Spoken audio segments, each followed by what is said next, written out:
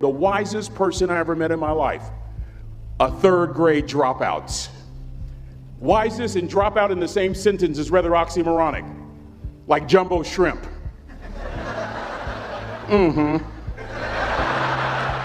Like fun run, ain't nothing fun about it. And it's not oxymoronic for me to say third grade and dropout.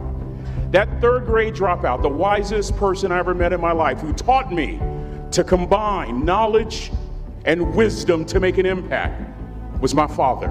A simple cook. Wisest man I ever met in my life. Just a simple cook. Left school in the third grade to help out on the family farm, but just because he left school doesn't mean his education stopped.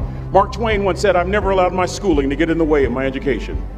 My father taught himself how to read, taught himself how to write, decided in the midst of Jim Crowism, as America was breathing the last gasp of the Civil War, my father decided he was going to stand and be a man. Not a black man, not a brown man, not a white man, but a man. He literally challenged himself to be the best that he could all the days of his life. I have 4 degrees. My brother is a judge. We're not the smartest ones in our family. It's a third grade dropout daddy. A third grade dropout daddy who was quoting Michelangelo, saying to us, "Boys, I won't have a problem if you aim high and miss, but I'm going to have a real issue if you aim low and hit." A country mother quoting Henry Ford, saying, "If you think you can or if you think you can't, you're right." I learned that from a third grade drop. Simple lessons. Lessons like these. Son, you'd rather be an hour early than a minute late. We never knew what time it was at my house because the clocks were always ahead. My mother said for nearly 30 years, my father left the house at 3:45 in the morning. One day she asked him, "Why, Daddy?" He said, "Maybe one of my boys will catch me in the act of excellence. I want to share 2 things with you." Aristotle said, "You are what you repeatedly do." Therefore, excellence ought to be a habit, not an act. Don't ever forget that. I know you're tough, but always remember to be kind. Always. Don't ever forget that. Never embarrass mama. Yeah. If mama ain't happy, ain't nobody happy. If daddy ain't happy, don't nobody care. But you know, I'm trying to tell you. Next lesson. Lesson from a cook over there in the galley. Son, make sure your servant's towel is bigger than your ego. Ego is the anesthesia that deadens the pain of stupidity. Y'all might have a relative in mind you want to send that to. Let me say it again.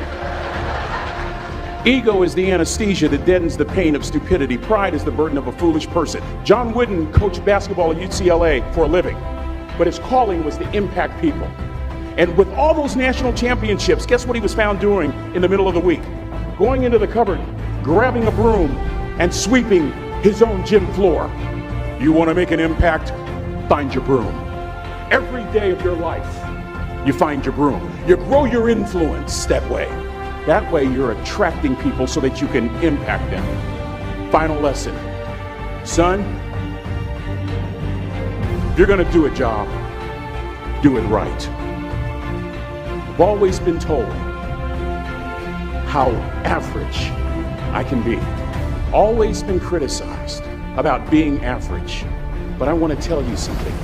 I stand here before you, before all of these people, not listening to those words, but telling myself every single day to shoot for the stars, to be the best that I can be. Good enough isn't good enough if it can be better, and better isn't good enough if it can be best.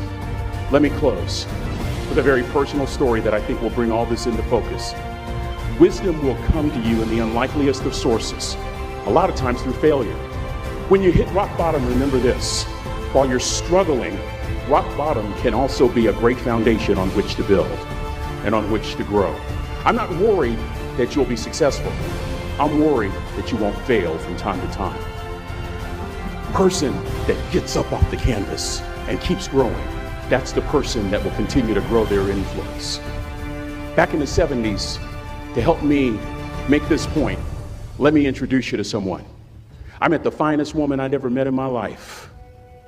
We're at this dance and I find out her name is Trina Williams from Lompoc, California. And we're all dancing and we're just excited. And I decide in the middle of dancing with her that I would ask her for her phone number. Trina was the first one. Trina was the only woman in college who gave me her real telephone number. The next day we walk to Baskin & Robbins ice cream.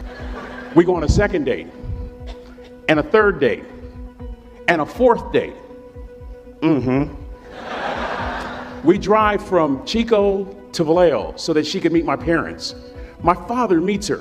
My daddy, my hero, he meets her, pulls me to the side and says, "Is she psycho?" But anyway, she said yes. That was the key. I married the most beautiful woman I'd ever seen in my life. Y'all ever been to a wedding and even before the wedding starts, you hear this? How in the world? And it was coming from my side of the family.